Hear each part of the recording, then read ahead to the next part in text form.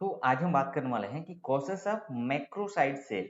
जो लोग पैथोलॉजी में काम करते होंगे उनको पता होगा मैक्रोसाइट क्या होता है। यानी कि जो एमसीवी होता है उसकी रेंज बढ़ जाना, यानी कि आरबीसी की आकार को बढ़ जाना हम बोलते हैं मैक्रोसाइट। तो इस सेल के बारे में हम जानेंगे कि एक्चुअली मैक्रोसाइट सेल क्या होता है। जैसे आप यहाँ पे डायग्राम में देख सकते हैं, एक नॉर्मल सेल आपको दिखाया गया है, एक मैक्रोसाइट और एक microsite. So macrocytes are red blood cells that are the largest than the normal and typically it mean corpusculum velum यानी कि MCF जो greater than 100 femtoliter होता है and present of the macrocyte in the blood can be indicator of several underlying condition. Common reference as the macrocyte, here are the common cases of you can see.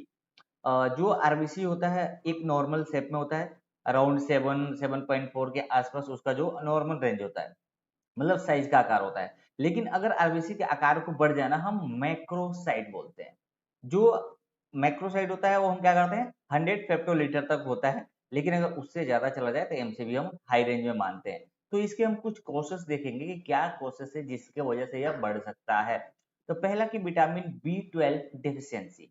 अब vitamin B 12 deficiency क्या होता है? Vitamin B 12 is essential for the red blood cells production. ये हमारे blood के red blood sales को बनाने में बहुत ज्यादा इंपॉर्टेंट रोल अदा करता है। एंड ये डिफिशियंसी होता है DNA synthesise and leading of the production of large than normal blood sales.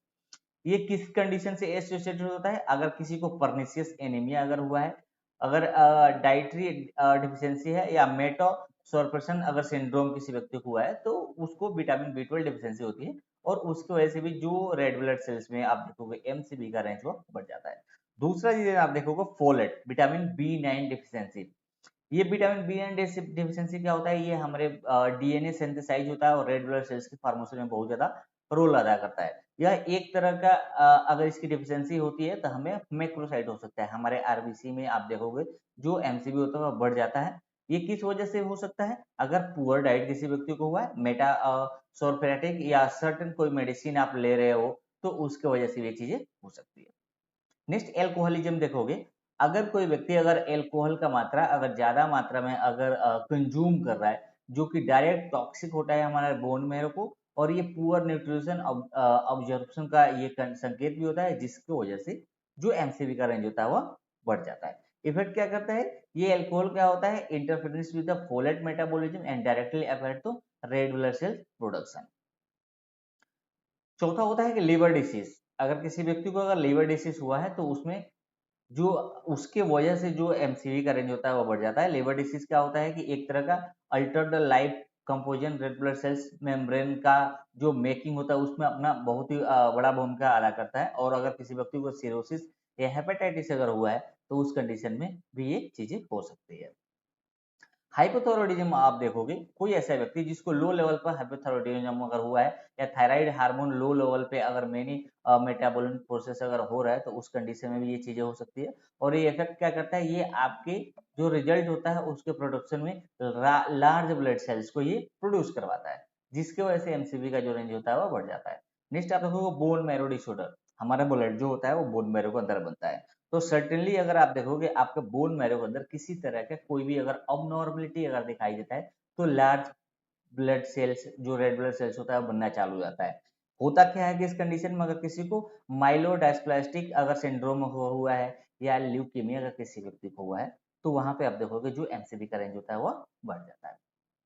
Next होता है रेटिकुलोसाइट। रेटिकुलोसाइट क्या होता है? ये इंडिकेट करता है कि जो आपके बॉडी के अंदर जो इमेच्योर रेड ब्लड सेल्स है ना वो इंक्रीज होते जा रहा है, और उसमें क्या होता है लार्ज नंबर में जो मैच्योर रेड ब्लड सेल्स होता है वो भी निकलना ज्यादा चालू हो जाता है। तो उस कंडीशन में जो रेटिकुलोसाइट काउंट होता है वो बढ़ जाता है। तो इंडिकेट करता है कि आपको या तो हेमोलाइटिक एनीमिया या एक्यूट ब्लड लॉस हुआ है, जिसकी वजह से भी ये चीजें हो सकती है, और उस कंडीशन में एमसीवी बढ़ जाता है। नेक्स्ट हम देखेंगे मेडिकेशन। आप सर्टेन किसी तरह के कोई मेडिसिन ले रहे हैं जो कि हमारे डीएनए सिंथेसाइज को डायरेक्ट अफेक्ट कर रहा है और रेड ब्लड प्रोडक्शन को ये प्रभावित कर रहा है, जिससे मैक्रोसाइट प्रॉब्लम हो सकती है।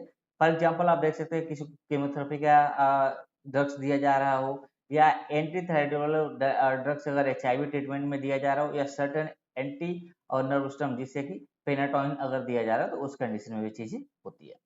तो 9 नंबर हम देखेंगे, अगर किसी व्यक्ति को हेमोलाइटिक एनीमिया हुआ है, क्या होता है कि उस कंडीशन में आपके रेड ब्लड सेल्स अचानक से डिस्ट्रॉय होना चालू कर देते हैं फास्ट मूव में, और जो प्रोडक्शन होता है बोन मैरो में वो भी ज्यादा जल्दी से जल्दी निकलना चालू होता है। तो उस कंडीशन में इमेच्योर रेड ब्लड सेल्स निकलते हैं, जो कि लार्ज ब्लड सेल्स में कन्वर्ट हो जाते हैं, जो हमारे ब्लड स्ट्रीम से बाहर आते हैं, और उस कंडीशन में भी आप देखोगे ये चीजें देखने को मिलती है।